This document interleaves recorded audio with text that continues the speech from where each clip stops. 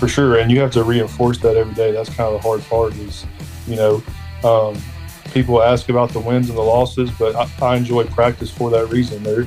Obviously you're in a training environment, but if you win, you're trying to prevent guys from being complacent. And if you lose, you're trying to figure out, well, what can we do to win? And I think in the practice setting, you do train wins and losses in practice, but at the end of the day, like, you're just trying to get better, and you're not looking at the scoreboard as a standard that you're competing to, and that's what it's about. Hello, everybody, and welcome to Clearing the Bases, the podcast where we step up to the plate and dive deep into the world of youth baseball. I'm your host, Jimmy Filangieri. You know, on this show, we discuss all things related to the preparation and development of youth baseball players, coaches, and yes, even parents. So sit back, settle in, and get ready to hear from some of the greatest baseball minds out there. We probably need to spend more time on that, though, the mental side of it. And like you said, the protocol of you boot a ball, and then what do you do next? Because like I've told our softball coach before, and this is not really a gender thing, but girls, if their boyfriend breaks up with them the day of a game, they're not going to play as well. For a boy athlete, you don't know what that looks like. They might not play as well. They might not care. They might not. You just don't know, like, and especially with social media being so prevalent. If so-and-so posts you last night at a PBR tournament going 3 for 3, and then the next night you go 0 for 3, well, you got to dwell on that for a little bit. But we always talk about it like you got 10 ABs this week, well, next week you got 10 ABs as well. You can't dwell on it. You don't know, what the next week looks like. You got to be where your feet are and be grounded. And like you said, I love the protocol idea. And it's just like a step-by-step basis. So this is how we get back to grounding ourselves. To be able to reach the highest levels of this game, you got to work hard. You got to get in the cages. You got to do your strength and conditioning. You got to throw your bullpens. There's all of this physical stuff that you need to do, and you need to work hard at it.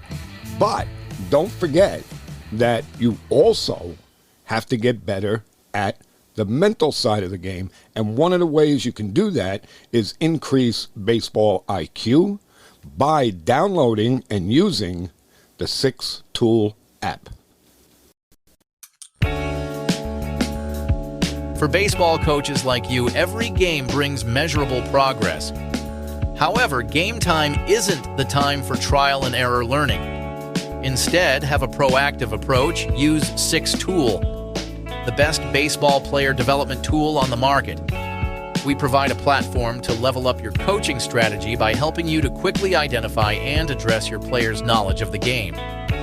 By using our easy-to-implement interactive player quizzes, you can assess position-specific issues, overall baseball IQ, and much more. Win more games and develop better overall baseball players with effective off-the-field training. Visit us at 6-tool.com. 6-Tool. Get ahead in the game. So tonight, everybody, we have on Chance Beck. He is the head baseball coach at White House Heritage High School in White House, Tennessee.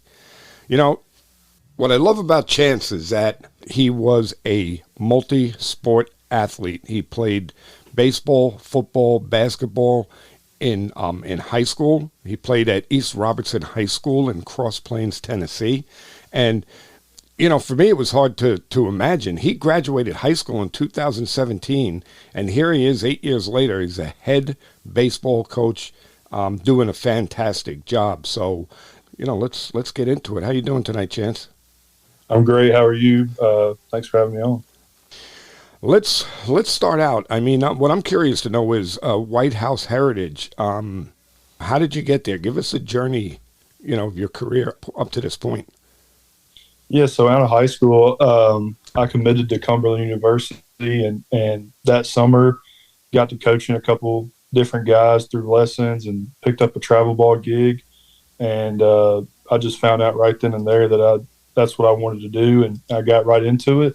And with that, the football coach I played for at the time, he went to White House Heritage, and I followed him there to coach football. and baseball just kind of came up as an opportunity. So I've been there 4 years now total, 3 as an assistant and 1 as a head coach. And if it wasn't for Coach Broderick, the football coach, making his way to Heritage, I never would have ended up there. So it's pretty cool how relationships carry over, and that's just how I landed there. And I'm thankful to be there. It's a great community. Got about 650 kids in our school, and everybody's close and they know each other. So it's just a great community to be involved in. That's awesome. I mean, the first thing that comes to mind, though, is like I said, because, you graduated in 2017, so only 8 years ago. So, how old are you, 26, 27? Yes, sir. Turned 26 this year. Okay, so that's got to be difficult to be a head coach and be so young. I mean, do you find it challenging at all? I do in a lot of ways. It's you're trying to get parents to trust the young coach with their kids, but I think there's also a benefit of being so close to the kid's age. You, not just 8 years ago, you were in their shoes, and to some of those guys, high school's everything. There's drama. There's things they're dealing with nowadays on social media that I didn't even deal with. It's more prevalent.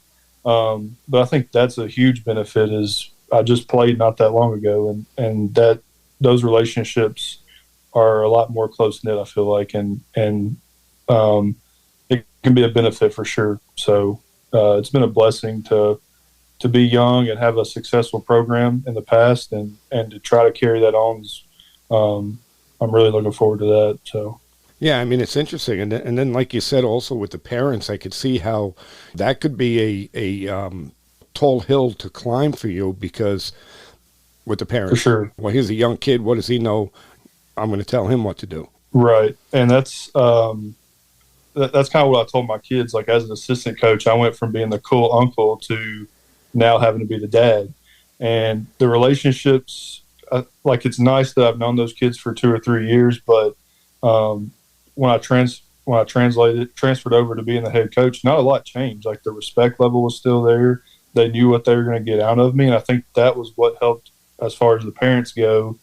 Them trusting me early on, and I'm very inviting with parents. I want them to have conversations with me, and if they ask anything to do, how they can help out our organization, then I'm willing to have those conversations. I want to make sure everybody improves, and even myself, from a communication standpoint. I think that's huge.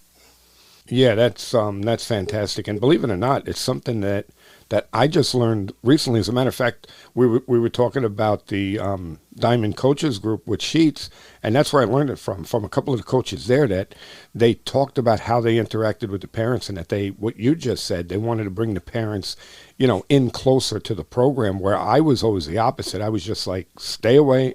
This is what we're doing, and that's it. And you want to know something? I've taken that approach this year, and yeah, I mean, it seems to work. No doubt. I think there is a fine line of being accessible, as far as playing time or positions or all that goes, but definitely when it comes to fundraising and how kids are going to get to the games, we don't take a bus, and we figure out you got to communicate with when practice is going to be over. So you really do have to keep them in the loop.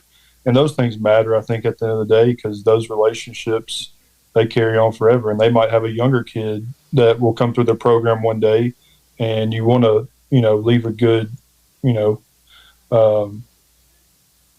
review, I guess, for when that kid comes up as well, like a younger sibling and whatnot.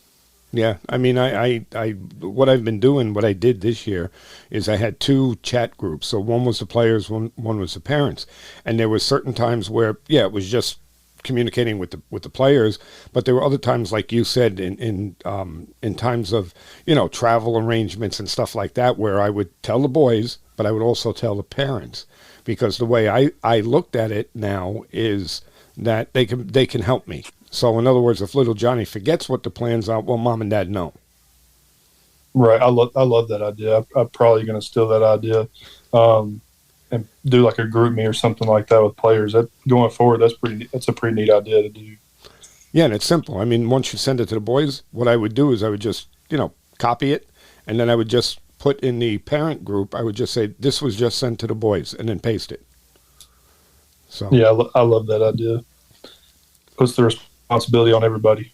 exactly. So Yeah. so let's talk a little bit about influences, mentors, coaches that you played for that have an impact on the way you do things.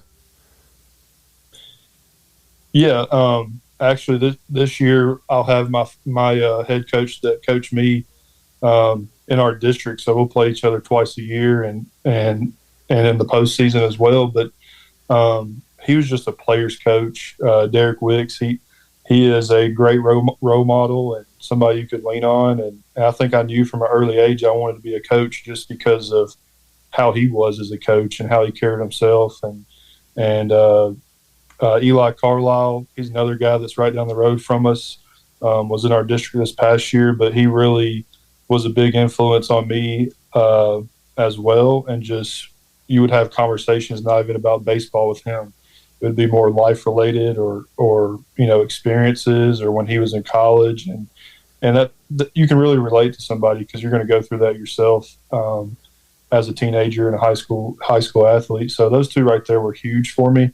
And they were also younger coaches as well. They've been doing it for a long time now, but when I was in school, they were, between 28 to 35 years old, and they had been there not that long ago.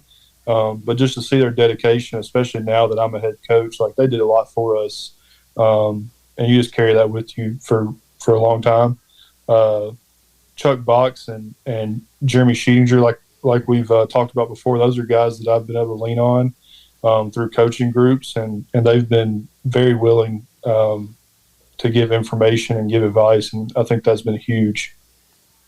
Yeah, it's amazing how, guys you meet on social media have influenced you. It was funny because when I had Chaffin on the second time, which was not that long ago, at the end of the show, I told him that I consider him a mentor because of all of the things that I learned from him. So the guys that you knew in person, like what kind of things did they teach you that you find yourself using?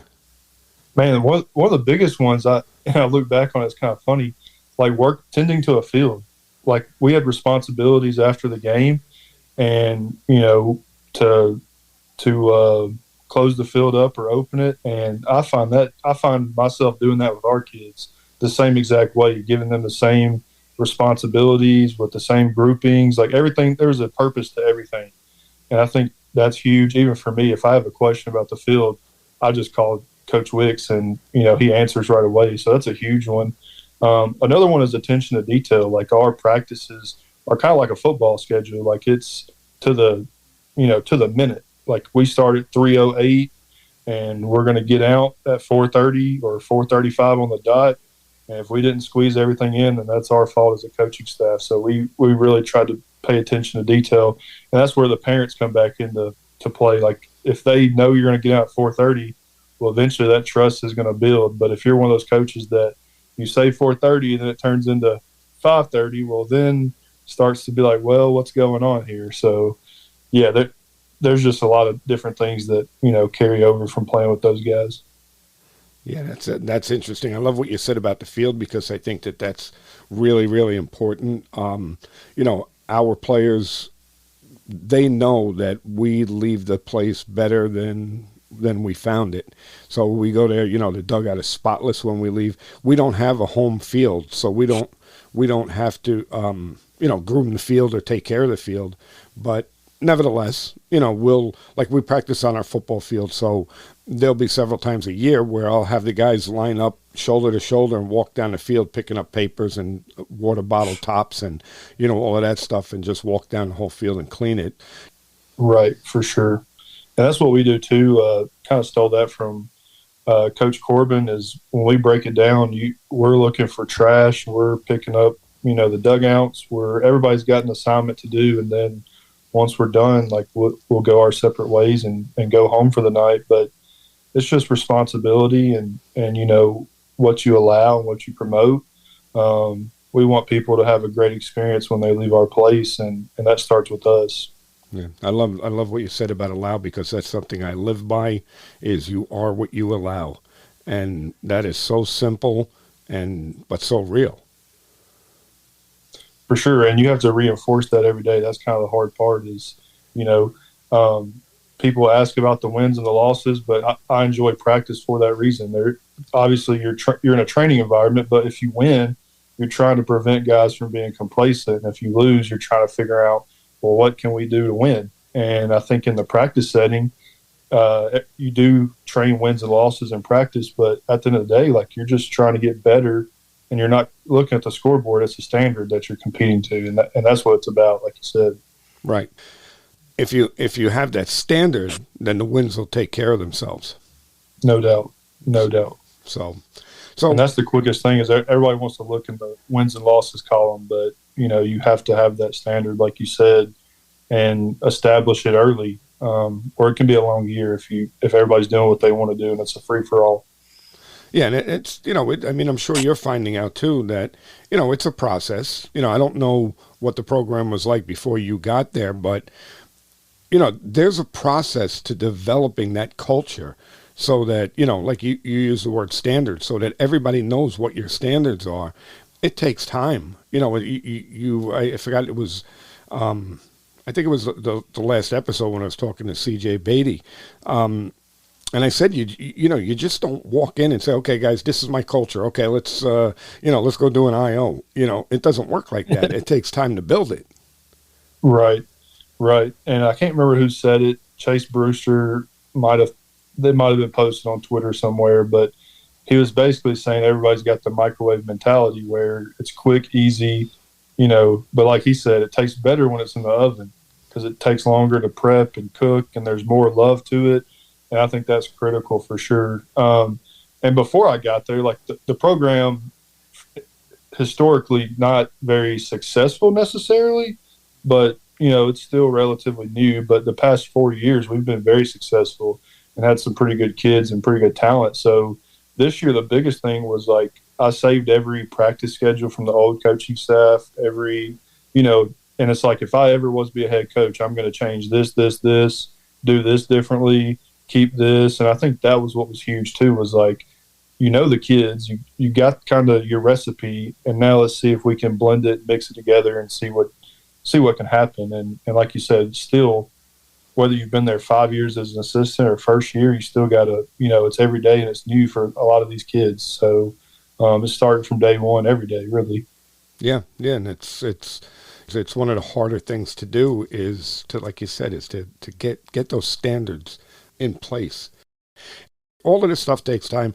And to your point, we have to bake things, that's the way Right. it goes. No doubt. So now that we've been talking about culture, describe your culture. Can you do that? Give us a little bit, what your culture is like. Yeah, so it's kind of funny. Like we really introduced class time this year, or classroom time this year, but we kind of brought it up what we want to be about, and we have core covenants. It's passion, action, toughness, selflessness, and we used that a lot in the beginning. And then we go on our Gulf Shores trip. Can't remember our record at the time, but we had a little bit of success there. We came back, and it's like, well, let's figure out who we are. It's not really the midpoint of our season, but we're about to go into district play. And the word that kept getting tossed around was blue collar. And I think that is kind of our identity. We have kids that are, not necessarily poverty kids, but middle class or a couple low class kids. Then we have high class kids. It's a good mix anyways, but blue collar kept popping up. And I think it's a very, very team first mentality. Like everything we did became more team first. And I think that if I had to use one word, I'd say blue collar. A lot of leaders, a lot of older guys. We had 8 seniors this year, but they wanted the season to go a certain direction. And you were either going to get on board with that, or we're going to, in so many words, move on from you. Like it was one of those type of deals. But that would be the main word I would use as far as culture goes. I know it can be a buzzword for a lot of people, but a lot of pre-practice work, after practice work, mental training, just a lot of reps in a lot of different ways. And I think that was huge for us this year, just showing up and not being afraid to work. And that was just critical for us, I think. Well, I mean, I agree with you 100%. I love that blue collar mentality. That's what I try and instill in my players. It's a little bit harder for me because I'm on the other side. Where I coach is a private school. So, we don't have that spectrum like you have. Everybody Right. there is, I don't want to say everybody's privileged because they're not. But look, they're going to a private school. Their parents can afford to pay for them to be there. So instilling that blue collar mentality is a little bit of a chore. Correct. Yeah, for sure. Um, and I think too, like when a younger guy comes in and they see that an older guy is taking the trash off, or an older guy is putting the bases out, or we're not having to redirect the players or police the players; they're doing it themselves.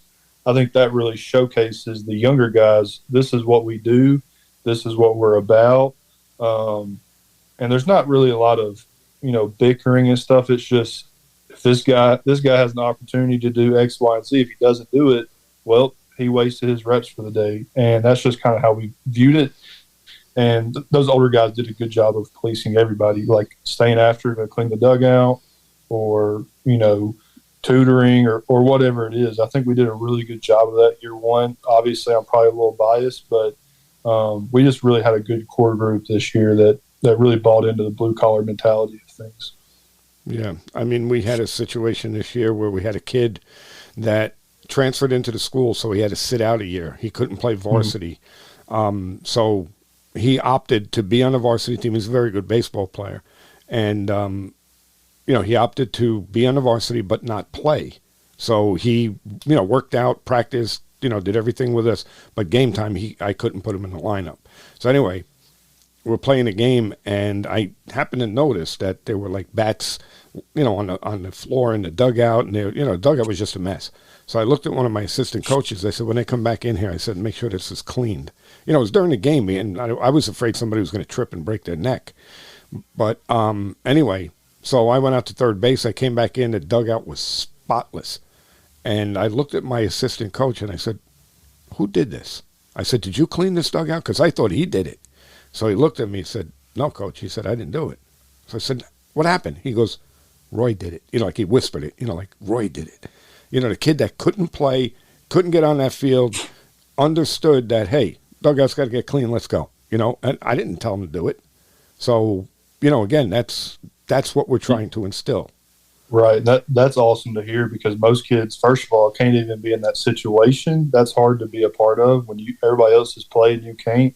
But to take extreme ownership of that and to do that, I mean, that's huge in a lot of ways. And somebody else seen him do that, and that says something to that 20th guy on the roster of, we do it this way.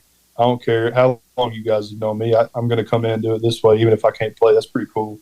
Yeah. Yeah, no, for me, believe me, it was, I can't even put into words the feeling that I had. And after the game, I went over to him and I told him, I said, that was fantastic. I said, and again, like you said, I think it's rare. You won't get many kids to do that. They'll buy in and they'll do what you want to do, but just rare. But anyway. Yeah, I think kids are. I heard it this way. Kids are bobbleheads. They'll say yes, or they're robots, and they'll do what you want to get their way, or to get by, or to get through the drill. And that's just true. That's genuine. You can't fake that. And those are things that people don't see from the stands, or admin don't see that. That happened 10 feet away, and that's really cool to see. Yeah, yeah. So, you had alluded to it a little bit earlier when you said about, when we were talking about your age compared to your players. And, you mentioned a little bit about like social media, which I consider an outside pressure. How do you get your players to stay away from those distractions? Nowadays, these kids, they're distracted very easy. Social media is a problem. How do you deal with that? Yeah, that's a good question. We kind of break it down with them when we meet, and we tell them, like, this is the type of, we give them who we think they can be starting out, and these are your expectations, and it makes it easier when you start getting into recruiting and what you see online, and everybody's got a different way to skin a cat as far as hitting goes or pitching goes, and and we haven't really had a lot of issues with it. I don't know if kids just don't have social media as much as far as our team goes. I know a lot of our guys don't get on Twitter a ton. I'm usually the one asking them for a video to post, but yeah, we don't have a ton of issues with that. But just letting them know, like, this is the fit we see you in, this is the level we see you in, or we don't think you're college ready yet, but if you do this, this, and this, then maybe you can get there with that blue collar mentality. But the biggest thing is just buying into what we're selling. I think that keeps away a lot of the outside noise, because everybody's going to have opinion, even those guys and their hitting coaches or pitching coaches. They might not think they're a reliever and they're a reliever for us, or they're not a 2-hole guy, but they're a 7-hole guy for us. And at the end of the day, they are paying those coaches to be told those things sometimes, not every time, but sometimes. And that can be the same way with recruiting. If somebody's trying to get you to sign up for a $300 camp, well, why do they want you to sign up for that camp? So it's just a lot of different angles, but our players do a pretty good job of it. It's kind of funny, though, you brought that up. We have a 2026 kid. He's a two-way, and the kid's got a Twitter account, but he's got like 3 followers. And one of them is his mom, me, and our high school baseball page, and that's it. So we can't even showcase that kid. He don't have a Twitter account that's active. Right. So that's a lot of what we deal with. It's like he has a Twitter, but he doesn't have a Twitter. So we're pretty fortunate to not have that issue, a lot of the time. Yeah, it's funny because we'll go into a game and, I'll hear the boys chattering about, oh, they got this kid and I saw him on social media and, man, he rakes and he does this and this guy and that. And then they're talking. And I said, guys, come here. I said, do you realize that the only thing he puts on social media is when he does well? I said, yeah. He looks like he's, the next coming of Derek Jeter, but you don't see what's going on in between those games or, those at bats or whatever. And, it's trying to make them understand that, yeah, you're only going to put your best stuff. But then on the opposite side of that, I have to tell some of my players to take that down when they put stuff up there. I was like, don't put that out there, because if a college recruiter sees that, in other words, like I'll use this as an example, like a hitter. He may have hit a bomb, okay, but his swing was horrible. His head came out. He got lucky and he barreled the ball up. And, I'm like, get that off. I don't want anybody to see that. Yeah, no doubt. And then on the flip side for us, like as you bring that up, a lot of times with us, our county or different county policies, if you try to email a coach or something, asking for some information, he might not see it for a couple of days. So the first thing I do is I'm going to PBR and I'm looking up that team, and then I'm going to Twitter looking up that kid, and I'm going to use that in our favor and say, hey, here's his arm slot. Let's look at it. Here's what PBR says he tops out at. Let's use it against the kid. Hate to say that, but let's use it in our favor. And this is what you're going to see. And we did that this year for one team we were supposed to play, because they had a lefty that was like 84, 85, and a righty that was up to 90. And then that team got upset. So all of our video footage didn't matter. But, we've done that a lot this year. My first 2 years here, I was the guy that kept up with the stats and tracking hitters and trying to find YouTube videos. And when you become the head guy, it's harder to do those things. But I was just like, I'm going to Twitter and I'm going to find this kid and we're going to just try to expose him any way we can. And it paid off in a lot of ways. Like we won a couple games with one hit, because it's like he's a 1-5 or a 1-6 to the plate, so we're just going to run. Yeah. And it's just, taking what the game gives you. Yeah.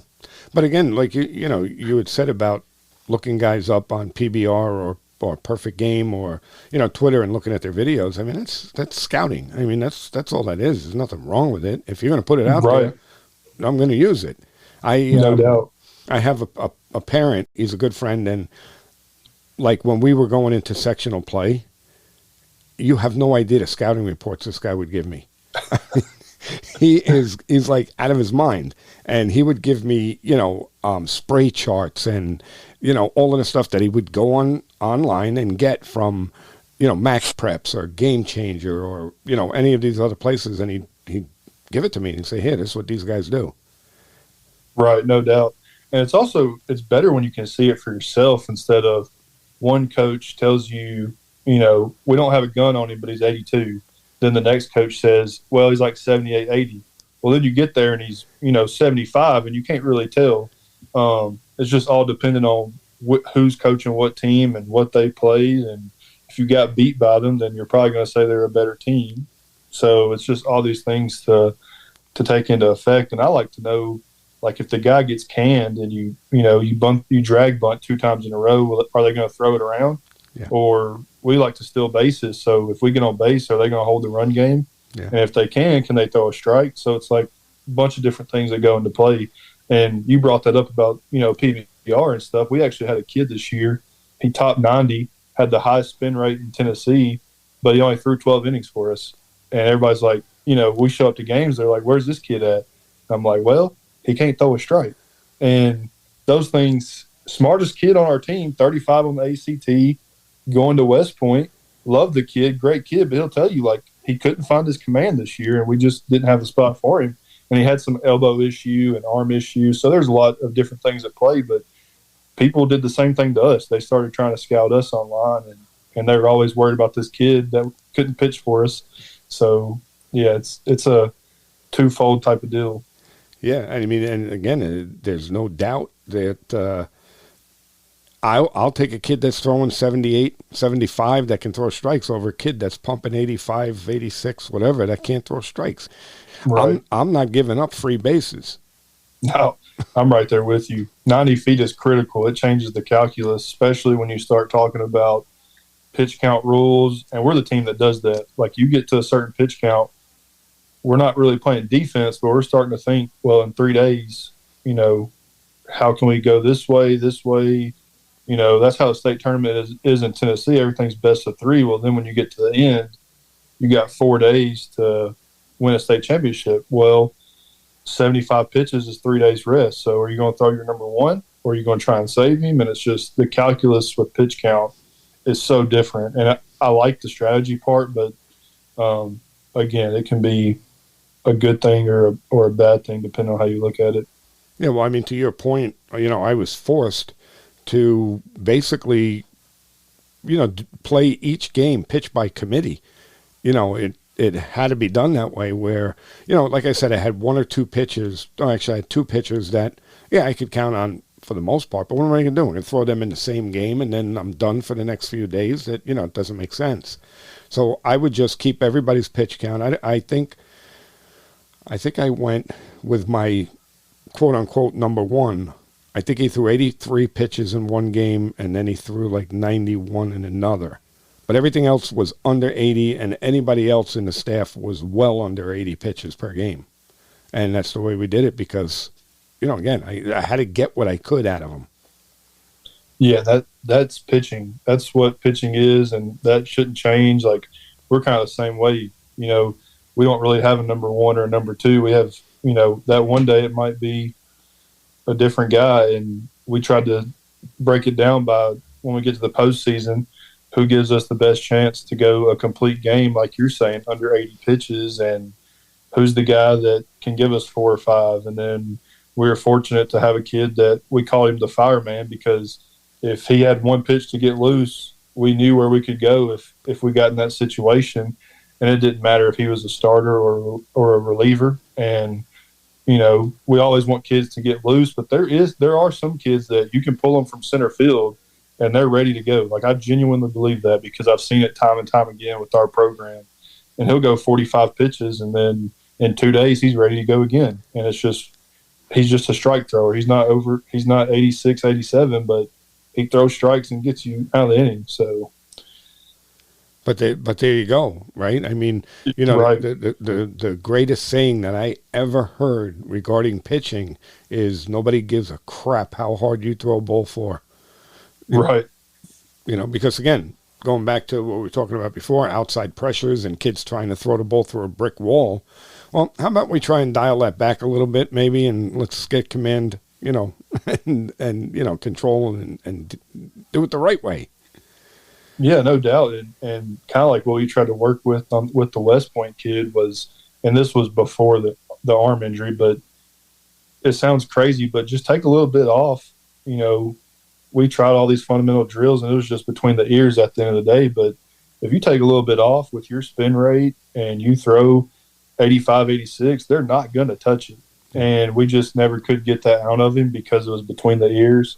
He wanted to be perfect, and in a perfect world, he's throwing 88, 89 every pitch, and it was just frustrating, especially after the arm injury. But like you said, anybody, if you can throw 90, it doesn't matter if you can't put it on the black at the end of the day, or put it on third base, or put it, relay at home. It doesn't matter, like you said.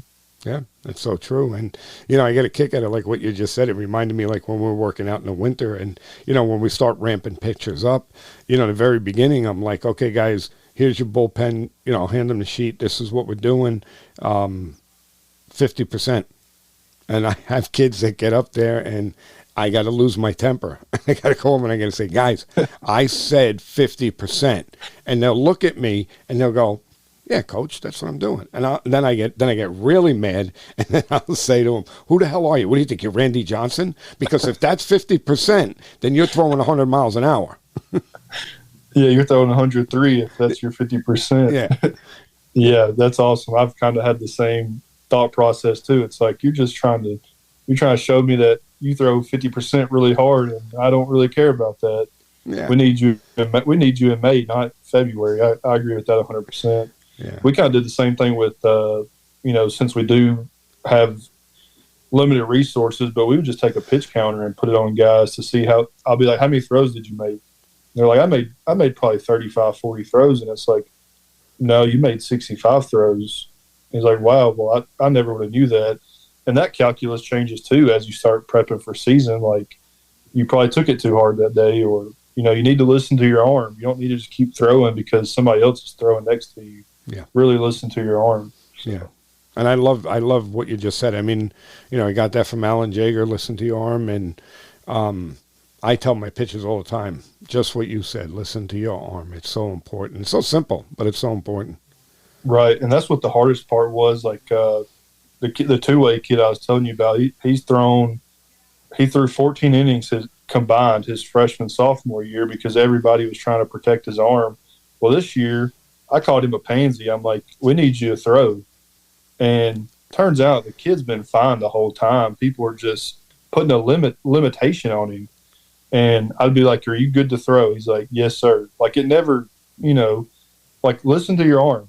Like, stop telling coaches to put limitations on people just because of their past or whatever. The kid, it's their career. They need to take ownership of that. And when he's worked out year round and he's gotten older and matured, you don't know what a kid can turn out to be. And he threw 48 innings this year, and like, he was our guy. He threw several complete games under 75 pitches, and he threw 14 innings in 2 years. Like, it's just listen to the kid's arm. Don't let your ego in the way and say we need him to do this, this, and this. Well, we're hurting because he's not on the mound. So, yeah, I think that's critical. Like you said, listen to your arm, and Alan Jaeger has good stuff. Yeah, I mean, we do his long toss program, band work, everything, because, again, you want to do it right, and that's the guy to go to. So for sure, that's something we're going to do this off season is really implement that, like you're saying, from top to bottom, do his whole entire deal, and I think it'll be good for us, I hope. Yeah, I can, if you want, after the show, remind me. I'll email it to you because I have it laid out on a calendar that, you could just look, your boys can just look at it, and it tells you every day what they should be doing. And oh, yeah, that'd be awesome. Yeah, that'd be awesome. Not a problem at all. So let's talk a little bit, because we touched, before we started recording, we touched on travel baseball a little bit, okay? How do you feel travel baseball affects high school baseball? I think that sometimes you start to, the reality of it is the games that matter is what you do when your high school season starts. Travel ball, I see it as a way to compete, learn the game, get better. If you're chasing trophies and you're chasing rings, you're doing it for the wrong reason. It should be for complete development of that player. I think in a good way. I think it can be a good way, a good tool if you are working with that travel ball coach and you're getting a report or talking to that player and seeing how their weekend went. It can be a very good thing. It's good to hear different coaches' voices.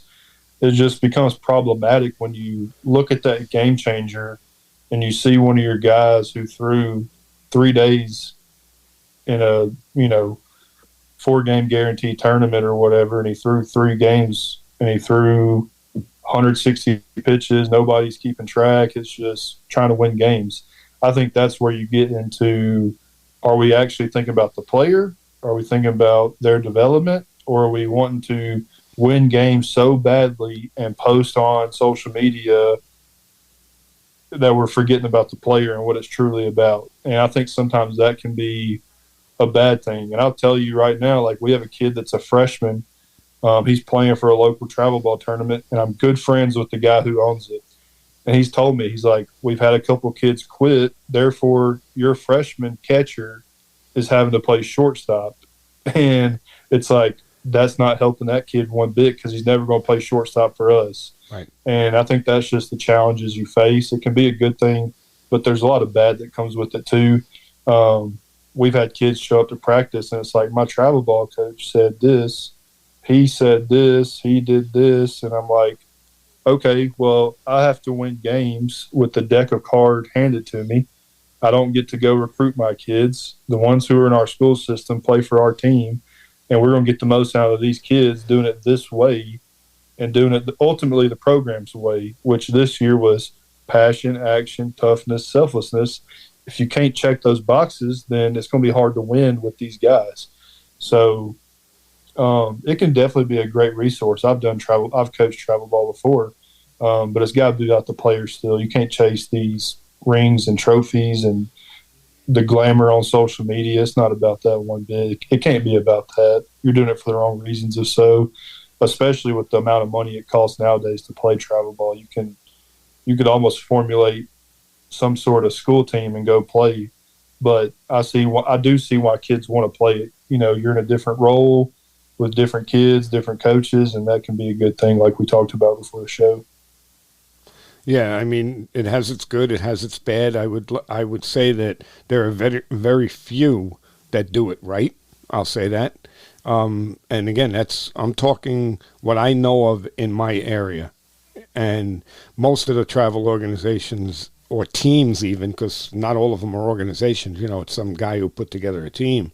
They're not benefiting the kids in any way. And I see the reason why I can say that is because, again, I'm not like you. Like I said, I'm a private school, so I get kids from all over. All right? Right. I don't have kids just from this town. They're coming from all over. And, Chance, I got to tell you, the basics of the game are not being taught.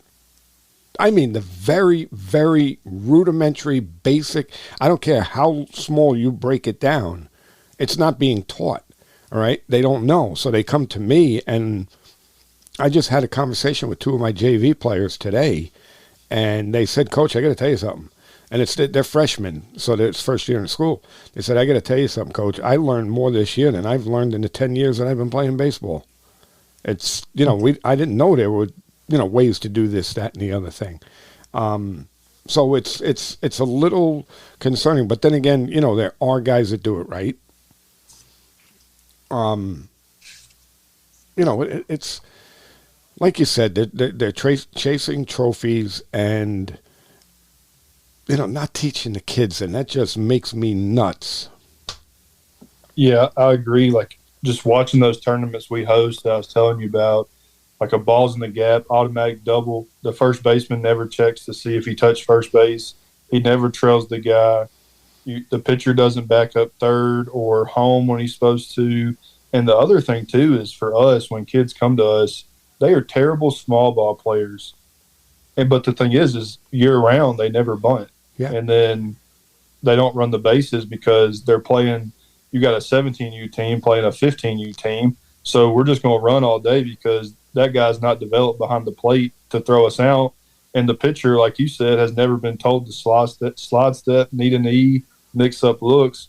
Well, now it's just who's the better athlete, pretty much, instead of actual strategy within the game. So I know for me, if I was about to win a state championship, which we were fortunately to do, if it's first and second with nobody out, I'm probably going to try and bunt the guy over. But instead, the kid paid money, therefore we can't sacrifice an AB to try to win the game. Little Johnny paid $800, so he needs to get all the ABs he can get. So, and I think that's why when kids get to high school, they don't know how to be a great teammate or work within a team, the framework of the team is, and they don't know how to compete because, like we talked about before, they're just robots. They're just trying to, they're just going through the motions of things.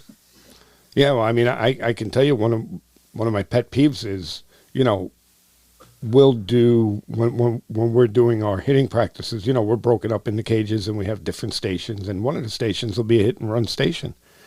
I will walk past that station and guys are hitting the ball in the air, and I can't imagine how you could be playing baseball for 10 years, some of them more, and not know in a hit and run that ball has to be on the ground. I don't understand how somebody didn't teach you that. Yeah, 100%, or hit behind the runner, or for sure. We dealt with that this year a lot, actually, and we usually do our on-field BP before a game. We'll do it on the field. And this year, early on, we took it away because kids were mindlessly going through the motions, and they're trying to pull it to the gap and put it over the fence. And it's like, dude, we play in a pitcher's ballpark. It's 325 down the line. You're not going to do that. Like, what are we working on here? So we took it inside, and we were like, you're going to be forced to do the things we're asking you to do, like you're talking about, hit and run, bunt, different stations, and we're limited resources. We don't have an indoor facility. We just have a track upstairs with 2 cages. So the kids at first were kind of hesitant, but by the end of the year, I think they enjoyed it because it went by a little quicker, but you're working in groups and you're working with people comparable to the type of player you are, and you get more out of it. And I think you learn how to compete because it's like pitch to pitch. We could put a coach in there throwing, or we could go fastball and breaking ball, and it takes easier to set up, and it kind of paid off in the end. You don't get to see – there are benefits to it, but, for us, it ended up being a good thing. And then we eventually started doing target BP where we'd put buckets out there and say, hit and run, this is where we want it to be at. Hit it behind the runner in this vicinity, and that's a win. So, like you said, the IQ of the game has went down a ton. There's not as much teaching anymore. It's show up and play. Yeah, I mean, I can tell you, and I've probably told this story on the show before, but this is last year when I first took over the program. Matter of fact, it was the first game of the year. It was a scrimmage, and we had the other team had first and second. There were 2 outs, and there was a ground ball hit right to my third baseman. Okay? He winds up like he's going to throw that ball to first base. Okay? And I'm in the dugout, and I usually don't say anything. I don't instruct kids during a game. I just don't. And when I saw him come up and try to go, I screamed, "Step on the freaking base." How could that be? He was a senior. Mm. I mean, yeah. I was just, how? Kid's been playing baseball for 13, 14 years. You don't know the situation? No doubt. No doubt. We have that too. We'll use younger guys and put them on bases during our practice, and that's their base running period. And we'll hit a ball to third base like you're talking about, and they're at third base, and they just run home. And I'm like, would you do that in a game? Yeah. They're like, I've done it before, coach. And I'm like, yeah, but you're at the varsity level now where that's routine. You're going to be out. Or the ball that is in the 6 hole, we've had issues with that in the past, and it's like it's in front of you and they try to take third base. Well, that's automatic. You're done at the next level. Like you're not Superman in that situation. It just doesn't happen. Yeah, I can tell you another funny story about that. Funny at the time, it wasn't really funny. It was a 0-0 game, bottom of the 7th. We're the home team, and my leadoff guy, I don't remember if he hit a double or he got a single. Anyway, he was on second base. I got a runner on second base with no outs. bottom of the 7th. All right. And I'm sitting there and I'm saying, "Oh, we got this game won. We're going to bunt him over. Okay. And then somebody's going to hit a fly ball. Game's over." Right. I don't remember. Oh, I know what it was. What the guy up at the plate couldn't get the bunt down. So he didn't get the bunt down and he swings away and he hits a bullet on the ground, hard, right at the third baseman. This guy from second base ran into the out, and then the third baseman threw it to first. I went from having a runner on second with no outs to having nobody on 2 outs. Man. And then the calculus changes at that point. It's like we lost the game. It just flips. Yeah, it just flips. Yeah, we lost the game. So yeah. It's, though that's something that I should not have to teach a kid at the high school level. No. And I heard somebody ask, about bunting, what should be your success rate? And I know it sounds childish or it's not going to be 100%, but you're giving up your at-bat for the team. It should be, I'm doing everything to get this bunt down. And I'm not trying to get out, but I'm trying to get it down, and then we're going to go 90 feet as hard as we can. And if they get us out, so what? If we get on base, they bobbled it or something, and now we're first and third instead of the calculus flipping of 1 out. Now you're a pitch away from a double play to end it. It just changes so much. Yeah. Yeah. I mean, bunting is a huge part of the game, especially at the high school level. It's huge. And, again, Sheets was one of the guys, it might have been, it was Sheets, I'm pretty sure, who said it. They don't sacrifice bunt. He said, we don't sacrifice bunt. He said, every time we're bunting for a base hit. And, I thought about that, and I said, that's pretty smart because, all right, we all know that every bunt, you're not going to beat it out. You're not going to, all your guys can't do it. But you're trying to do it. And what's the difference? That bunt that you're trying to bunt for a base hit becomes a sacrifice at that point if you don't make it. Right. Yeah, don't give that other team one of your outs that you're playing, that you got in your pocket. I agree with that. Yeah, that's awesome. Yeah, when he said it, I was like, that's brilliant. So, again, that's another way of looking at it. Yeah, why sacrifice? Let's try to get the hit, but if you don't get it, so be it. But yeah, my first year here, we were in the state tournament and we beat the team the day before, and we lost the second game, and we matched back up with them the third game, and they actually run ruled us off a small ball. They were doing safety squeezes, they were doing bunt runs, and we couldn't field it. It just wasn't a good day. We didn't set our feet to throw. It was do or die, or there was no communication, or we didn't expect them to bunt again. And it was just they just kept doing it. And it was 12-2 ball game. And the ball never, got through to the outfield, it felt like. So yeah. I mean, that's the old adage, pressure bursts pipes, right? That's what they were doing. They were putting pressure on you. Yeah. They were doing a very good job. Yeah.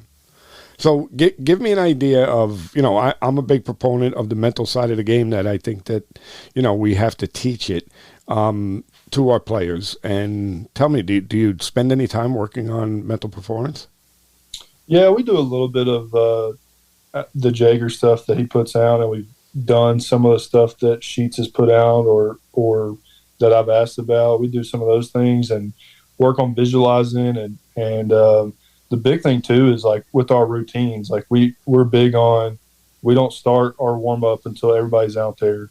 And then if you're in the cage, we might do something where, and this might be on a game day, well, at some point you're going to hit that double down the line that's foul, and you busted your tail out the box, but now it's 0-2 and you got to get back to the box and you're breathing real hard. So we might do 10 burpees and then hop in the cage, and that's going to force you to visualize, breathe, forget about the last pitch, and tell yourself that you're the best hitter in the world. We work on some of those things. I think that's been critical.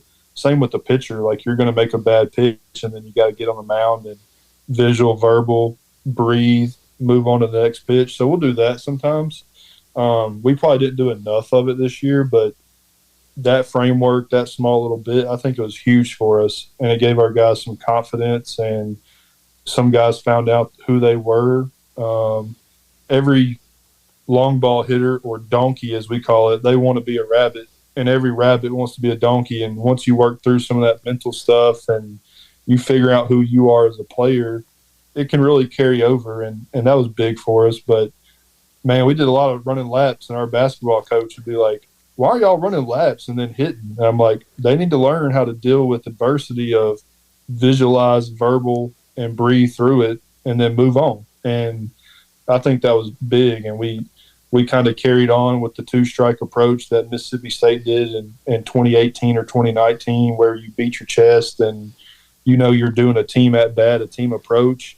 And that was kind of a mental thing too. It's like, I'm not changing my swing, I'm changing my approach. And that's critical when you get at the high school level. Everybody thinks you got to stride out and, choke all the way up, but not necessarily. It doesn't fit for every guy.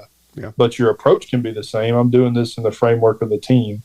And that was critical for us this year. Yeah, I think breathing is very important. We have to breathe, so we go through that box breathing. And like a big thing that I do with the boys is when they get in the batter's box, they have to take a deep breath, hold it for a second, and then let it out just to stay focused.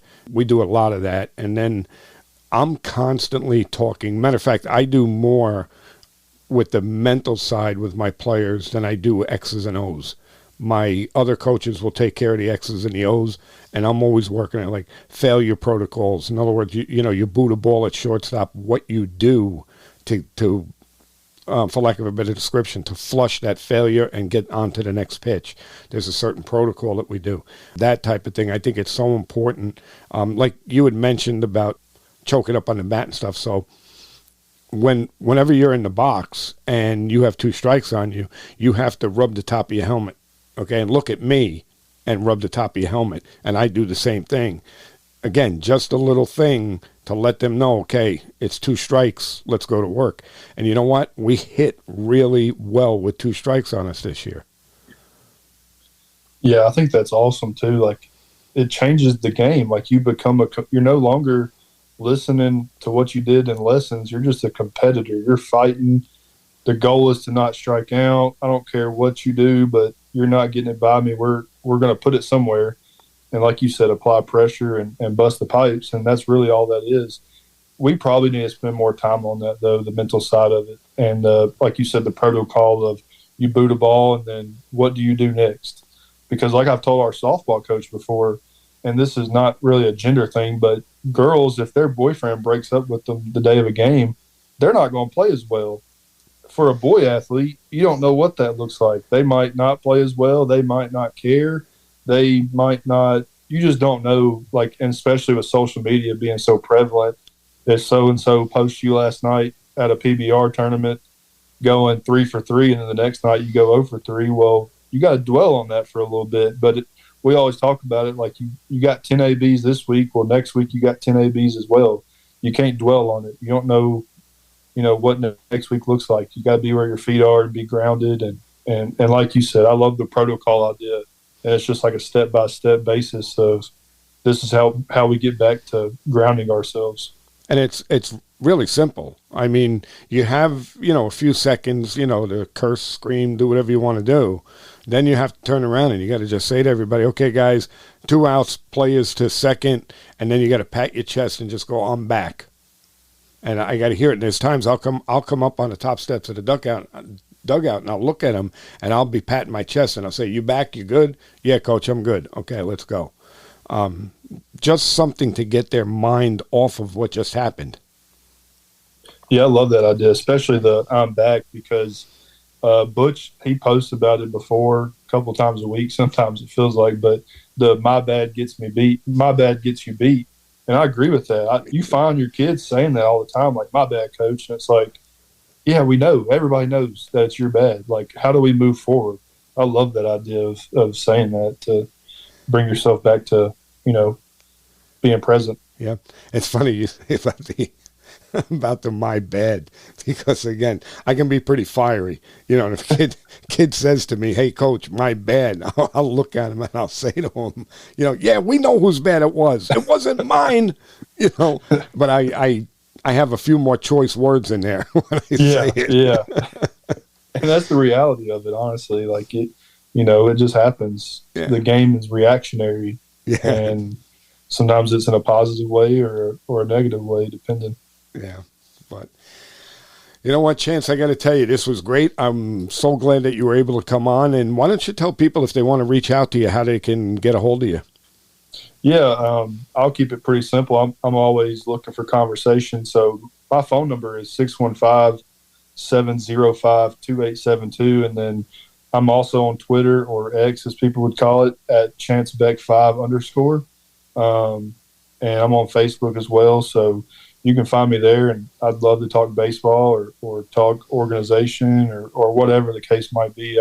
I'm all for it, and building relationships. That's the name of the game, and especially with your players and administration. So, yeah, no doubt. It's all about the relationships. I always say that, and it's so true. But, again, I want to thank you for coming on, and this was a great show, and, we'll stay in touch. Yes, sir. Thanks for having me. Thanks, Chance. Thank you. Now, there's another rising star in the coaching community right there in Chance Beck. I talked about it in the show a little bit about him being, a young coach, but let me tell you something. The things that he's accomplished in such a short period of time are very, very commendable.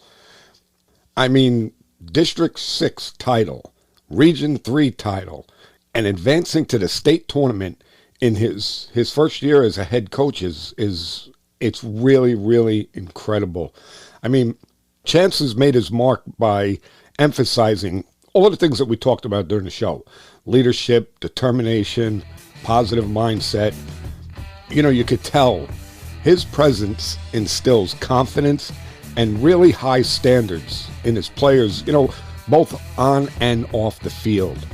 So keep an eye on Chance, because I'm telling you, he's somebody in the not-too-distant future that you're going to hear about doing great things in the baseball coaching world. So, if you enjoyed today's show, don't forget to hit that subscribe button. Visit the website at thectbshow.net.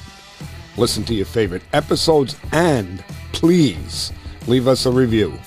You can also reach out to the show on social media, X, Facebook, Instagram, YouTube, and get this, the old man has finally got us on TikTok. Keeps me young. And if you have any questions or topics you'd like us to cover, please drop us an email at clearingthebases@gmail.com. Your feedback helps us bring you the best content and reach more people in the baseball community just like you. And also, let me know if you'd like to be a guest. Until then, coaches and players, keep practicing, stay positive, and remember, people don't care how much you know until they know how much you care. Thanks, everyone, and I'll see you on the next one.